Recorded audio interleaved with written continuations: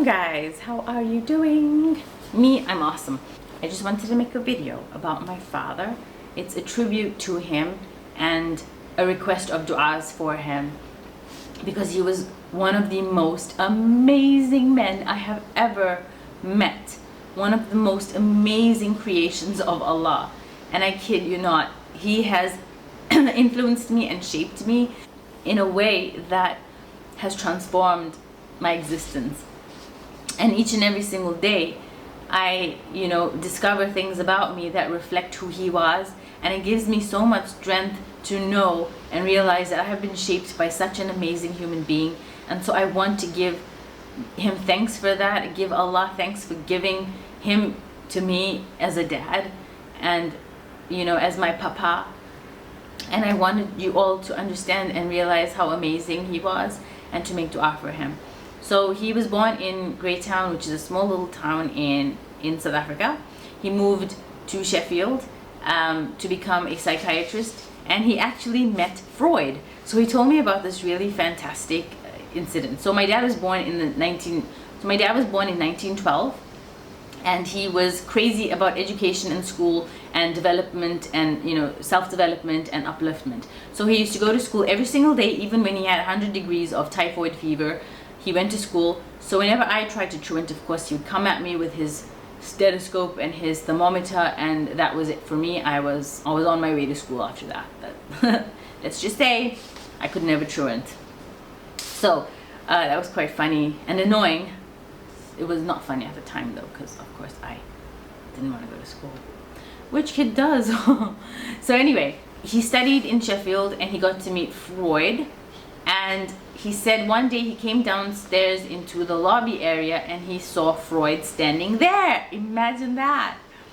And my dad, of course, being the bad guy he was, he went up to Freud straight up to his face to be like the modern equivalent of, "Hey, what's up?"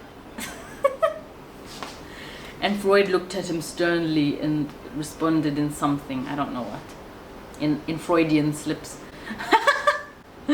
And yeah, they had a brief little conversation, and that was that. And then of course my father went on to study psychiatry, became a psychiatrist, returned to South Africa, started the Arabic study circle, brought Arabic into the South African school curriculums, and I was a student of it, which I initially hated because I didn't like the teacher who taught Arabic.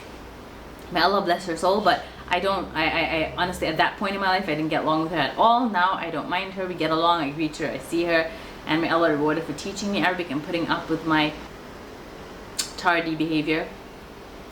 Yeah, so I went on to study Arabic in Saudi Arabia and got to learn it after his death. So that was a kind of a posthumous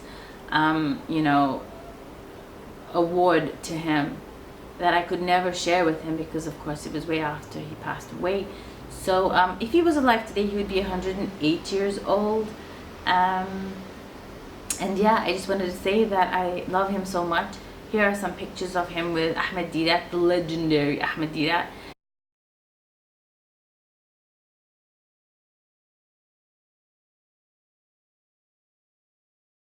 And to know that I was basking among such giants as a child and grew up, it really fortified me as an adult and gave me the strength, the willpower, the self-esteem, the courage to do a lot of the type of work that I do today, because my father never stifled me. He always believed in me, in my talents, and pushed me forward.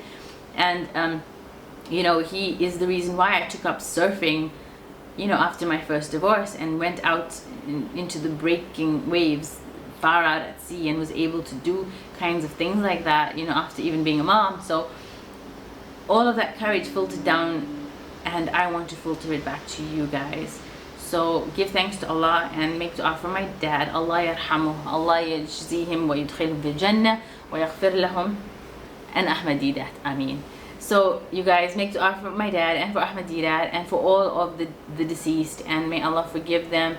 And if you have dads who are alive, who do inspire you, please treasure them, tell them how much you love them, and serve them as much as you can in their old age.